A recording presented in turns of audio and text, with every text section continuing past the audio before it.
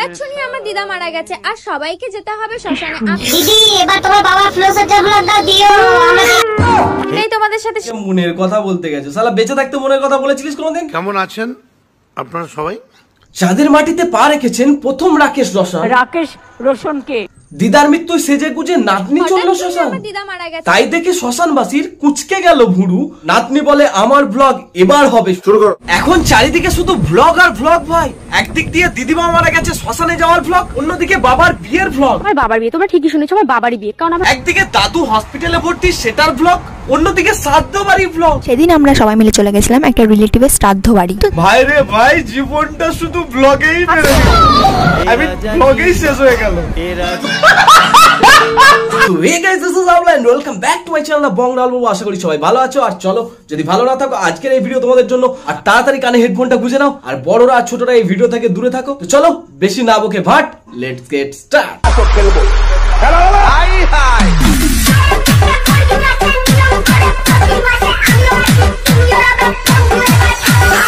তো আজকে আমরা দেখবো কিছু ভ্লগ। ভ্লগ মানে তোমাদের মনে এটাই আসে যে ডেলি ভ্লগ, কোনো বিয়ে বাড়ি ভ্লগ, কোনো অন্নপ্রাশন বাড়ি ভ্লগ। কিন্তু আজকে তোমাদেরকে কিছু ইউনিক ব্লগারকে দেখাবো আর কিছু ইউনিক ভ্লগ দেখবো। দেখে নেওয়া যাক আজকের ভ্লগ। হঠাৎ শুনি আমার দিদা মারা গেছে আর সবাইকে যেতে হবে শ্মশানে। আমি দেরি না করে ঝটাপট রেডি হয়ে চলে গেলাম। মেকআপ কে করে ভাই? দিদা মারা গেছে, দিদার বিয়ে হচ্ছে না যে তুমি নতুন করে মেকআপ করছো? যত সব উদ্গান্ডুর দল কি ওয়েস্ট বেঙ্গলে ভাই। তো চলো আবার দেখি পরে কি হচ্ছে। সবাইকে যেতে হবে শ্মশানে, আমিও দেরি না করে ঝটাপট রেডি হয়ে চলে গেলাম। ঝটাপট রেডি হয়ে যাও, কারণ তোমার দিদার বিয়ে তুমি না গেলে আর হবে না। উদ্গান্ডু মার্কা মাল এগুলো কোথা থেকে যে আসে কে জানে, জানি না। তারপরে কি বলে দেখি। গেলাম শ্মশানে। আর চলো আমার দিদা মারা যাওয়ার আর শ্মশানের ব্লগটা তোমাদের সাথে শেয়ার করি। তোমার দিদার মারা যাওয়ার আর শ্মশানের ব্লগ দেখার জন্যই তো আমরা নেটটা রিচার্জ করি, কি বন্ধু? তাই তো? যত উদ্গান্ড মাল তো পশ্চিমবাংলায়, কারণ দিদা মারা যাচ্ছে সেটারও ব্লগ করছে। ভাই কবে তুই না নিজের বাবা মারা যাওয়ার পরে সেই ব্লগটাও করবি? নিজে মারা যাওয়ার পরেও হয়তো ভূত হয়ে বলবি আমি আজকে মারা গেছি, আমি ভূত হয়ে গেছি, এই দেখুন আমার ব্লগ। শালা যত উদ্গান্ড। তারপর কি বলছে শুনে নি চলো। আমি ভেবেই পাচ্ছিলাম না কোন ড্রেসটা পরবো। তোর জন্য তো উর্ফি যাবেদের কাছ থেকে ড্রেস ভাড়া করতে হবে। তুই কোন ড্রেসটা পরবি তোর ভাবার কি দরকার আছে? না ছাপড়িদের তো এমনিতেই উর্ফি যাবেদের মতো ড্রেসই পছন্দ, তাই না? বাত তো সহি তো চলো দেখি। তো তারপরে আমি ভাবলাম যে আমার তো একটা সুন্দর ড্রেস আছে। হ্যাঁ সুন্দর ড্রেস আছে, এর থেকে একটা বস্তা কাটা পরে যেতে পারতে, চটের বস্তা কাটা। এই গরমেতে আরো ভালো ঠান্ডা, এসির মতো ঠান্ডা থাকতো।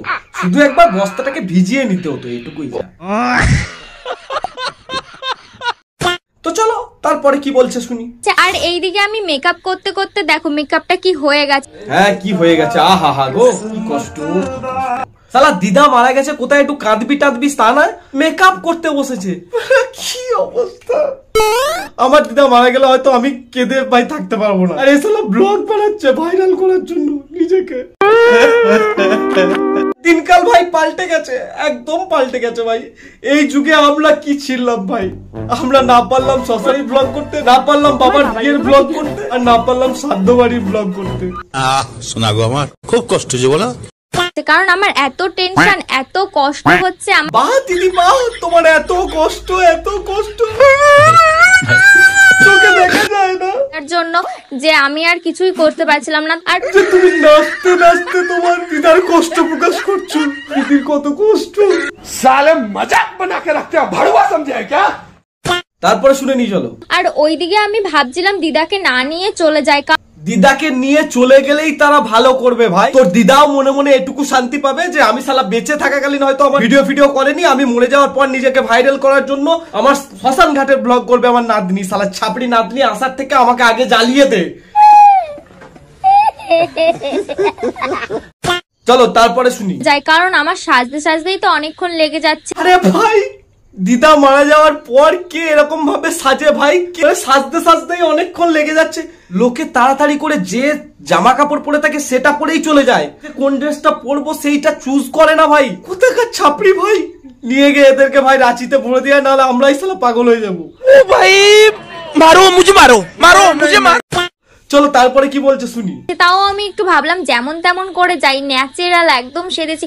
হ্যাঁ একদম ন্যাচারাল, তুমি যেমন তেমন করেই যাচ্ছ, ন্যাচারাল যাচ্ছ, মানে কিচ্ছু দিইনি, না সাজলে না হয়। হ্যাঁ, না সাজলে না, একদম কিচ্ছু সাজনি তুমি, শুধুখানি একটুখানি লিপস্টিক আর একটু আইলাইনার আর একটু মুখে মেকআপ আর একটা কালো রঙের ব্ল্যাক ড্রেস। ভাই শ্মশানে গেলে সবাই সাদা ড্রেস পরে যায়, ওর জন্মটাই কালো তিথিতে জন্ম ভাই। এরকম একটা ছাপড়ি নাতনিকে দিদার সাথে শ্মশানে তুলে দেওয়াই ভালো ছিল। बात तो सही है। তো চলো দেখি তারপরে কি বলছে। লাস্টে আমি সেন্টটা মারতেই ভুলে গেছি, আর সেন্টটা দিয়ে আমি ফিনিশিং করে দিলাম। আচ্ছা, সেন্টটা দিতে ভুলে গেছিলে, বাহ বাহ, সেন্টটা দাও। ওখানে অনেক কুকুর ফুকুর থাকবে তো তোমার গায়ে এসে যাতে লাগে। तू समझा? हाँ नहीं तू समझा नहीं।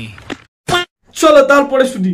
দেখো কেমন একটু পরি পরি লাগছে না আমাকে? না তোমাকে লাগছে পরি, তোমাকে লাগছে পুরো ছাপড়ির হাড়ি। गजब बेइज्जती है।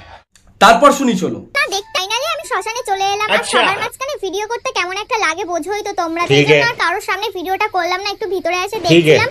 আর আজকে বেশি কিছু বলবো না। সবার সামনে ভিডিও করতে লজ্জা লাগে, কিন্তু সবার সামনে ভিডিওটা আনতে খুব ভালো লাগে, কারণ ভাইরাল হতে হবে, তাই না? এই তালিয়া বাজাও রে ভাই, তালিয়া বাজাও। ছাপড়ি আমাদের শ্মশান ঘাটের ব্লগ বানিয়েছিল, এখন দিদার শ্রাদ্ধ বাড়ি ব্লগটাও কমপ্লিট করে দিয়েছে। তো চলো দেখিয়ে দিই। ফাইনালি আজকে আমার দিদার শ্রাদ্ধ, আর আমার দিদার শ্রাদ্ধতে আমি কি কি কত আনন্দ, কত খুশি, আজকে দিদার শ্রাদ্ধ, তাই আমার মুখে হাসি, তাই না ছাপড়ি নাতনি? দেখুন খুব গালাগাল দিলে আমি চলে যাব। তো চলো দেখি তোমার শ্রাদ্ধ বাড়ির ব্লগটা।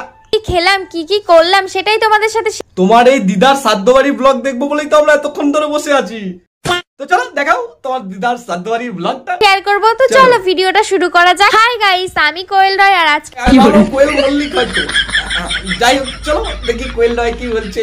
আমার দিদার শ্রাদ্ধ, তোমরা অনেকেই আমাকে রিকোয়েস্ট করছো তোমার দিদার শ্রাদ্ধর ব্লগটা দেখতে। তারাও সেরকমই ছাপড়ি ভাই, আর নিজেকে ভাইরাল করার জন্য আর কত কি করবি ভাই, আর কত কি করবি ভাই। আমাকে কেউ ভাইরাল করে দাও, আমি শ্রাদ্ধ বাড়ি ব্লগ বানাতে পারবো না। আর যদি শ্রাদ্ধ বাড়ি ব্লগ বানাতে হয়, এখন তো কেউ মরার মতো নেই, মানে কাউকে মেরে দিয়ে আমাকে শ্রাদ্ধ বাড়ি ব্লগ বানাতে হবে, তবেই না হয় আমি আর একটু ইউনিক ভিডিও দিতে পারবো। बात तो सही है। তো চলো তারপরে শুনি কি বলছে। তাই আমি ভাবলাম ঠিক আছে তোমাদের সাথে একটু শেয়ারই করে দিই। তারপরে একটু রেডি হয়ে চলে এলাম আমার দিদার কাছে। দেখো দিদার কাছে এসে আমি একটু প্রণাম করে নিচ্ছি, দিদাকে একটু নমস্কার করে নিলাম। আমার মনের কথাগুলো দিদাকে বারবার বলছিলাম, দিদা তুমি যেখানে থেকো ভালো থেকো। দিদাকে মনের কথা বলতে গেছে, শালা বেঁচে থাকতে মনের কথা বলেছিলিস কোনোদিন? नहीं बात तो सही है। শালা যে দিদা মারা যাওয়ার পর কান্নার তো কোনো নামগন্ধ নেই, কোনো একটু অনুভূতি, কোনো কষ্ট, কোনো অনুশোচনা কিচ্ছু নেই, যত সব ন্যাকার দল বানা। হাট চাপ। তারপরে বলো। আম খেতে খুব জোর খিদে পেয়ে গেছে, আমার মনটা ভালো ছিল না দিদার জন্য। একদম ভালো ছিল না, দিদার জন্য আমার কত কষ্ট হচ্ছিল।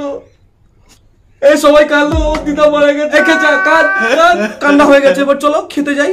কাটা পোনা মাছ নিয়ে চলে এসেছে। কাটা পোনা মাছ কিন্তু আমি অতটা খাই না। কি ও পোনা ফোনা কিছু খায় না, ও খায় সোনা, আই মিন সোনার উপর। ভাই কেউ শ্মশানের ব্লগ বানাচ্ছে, তো কেউ হসপিটালের ব্লগ বানাচ্ছে। ভাই এগুলো তো ঠিক আছে ভাই, কেউ আমার বাবার বিয়ের ব্লগ বানাচ্ছে। আমার বাবার বিয়ে, তোমরা ঠিকই শুনেছো, আমার বাবারই বিয়ে। এটাই দেখার বাকি ছিল ভগবান।